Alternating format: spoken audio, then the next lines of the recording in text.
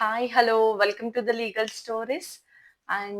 ఈరోజు ఒక hot topic గురించి మాట్లాడుకుందామండి. ఏంటంటే, దువ్వాడ శ్రీనివాస్ అండ్ దువ్వాడ మాధురి అని వీళ్ళిద్దరి కాంట్రోవర్సీస్ కానీ, ఏదైనా మ్యారిటల్ అఫైర్స్ కానీ, ఏదన్నా ఉండనివ్వండి.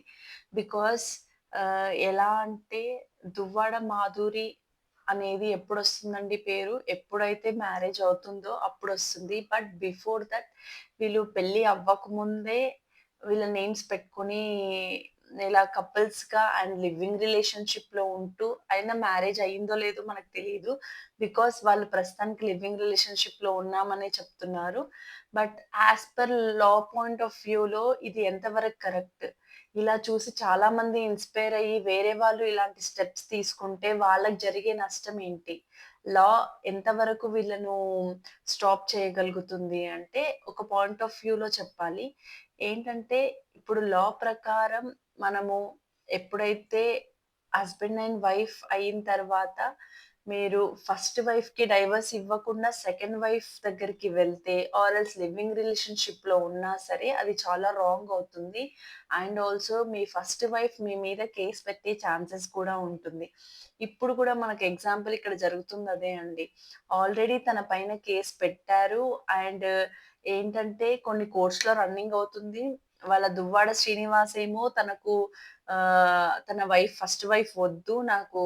నేను వేరే అమ్మాయితో రిలేషన్‌లో ఉన్నాను చెప్పేసి ఇంకో డైవర్స్ పిటిషన్ ఫైల్ చేశారు. ఇక్కడేమో ఈ వాళ్ళ వైఫ్ ఏమో బైగమీ కింద మ్యారేజ్ నేను భార్యను ఉండంగానే డైవర్స్ లేకుండా తనని పెళ్లి చేసుకున్నాడు, లేదా లివింగ్ రిలేషన్‌లో ఉన్నాడు అని చెప్పి తను ఫైల్ జేసింది. ఇంకొకటి ఏంటంటే తన మీద ఇంకా చాలా కేసులు పెట్టారండి శ్రీనివాస్ గారి మీద. ఏంటంటే ఇప్పుడు మెయింటెనెన్స్ కేస్ అయినా సరే, డొమెస్టిక్ వయలెన్స్ కేస్ అయినా సరే అన్నీ. ఎందుకు అంటే ఇప్పుడు తనని అలా బ్లాక్ చేస్తే తప్ప తను ఏం చెయ్యలేడు కోర్ట్ కేసుల్లో. ఇంకోటి తను పెళ్లి చేసుకున్న వారసులని ఎవరినన్నా కన్నా కూడా అది చాలా ఆహ్, ఇల్లీగల్ యాక్ట్ కిందకొస్తుంది. సో, వీళ్ళు డైవర్స్ కోర్ట్‌లో కేసు తెగేదాకా వాళ్ళు పెళ్లి చేసుకోవద్దని స్టేట్మెంట్స్ ఇచ్చారు కొన్ని ఇంటర్‌వ్యూస్‌లో. బట్ వాళ్ళుండడం మాత్రం కపుల్‌గానే ఉంటున్నారు.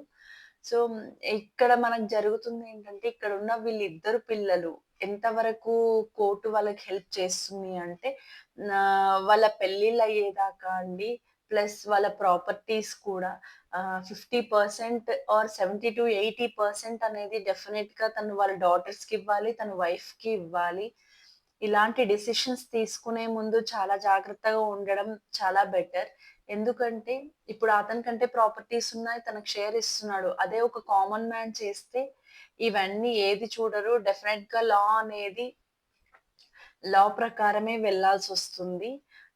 ఇప్పుడున్న ప్రాపర్టీస్‌కి తర్వాత ఫ్యూచర్‌లో కూడా వాళ్ళ మీద రెస్పాన్సిబిలిటీ ఎప్పటికైనా సరే తను తీసుకోవాల్సిందే. ఎందుకంటే తన బిడ్డలుగా ఉన్నారు కాబట్టి. సో, ఆహ్, ఇప్పుడు దువ్వాడ శ్రీనివాస్, దువ్వాడ మాధురి అనేది ఇంకా అవ్వలేదండి. బికాజ్ ఫస్ట్ వైఫ్ ఇంకా తనతో డైవర్స్ అవ్వలేదు. ఆ స్టేట్మెంట్స్ ఇవ్వడం చాలా ఫాల్స్ అలిగేషన్ అవుతుంది. తన వైఫ్ మళ్ళీ కేస్ పెట్టుకునే ఛాన్సెస్ కూడా ఉంటుంది. బికాజ్ ఆఫ్ దట్ వీడియోస్‌తో హెల్ప్ అవుతుంది తనకి.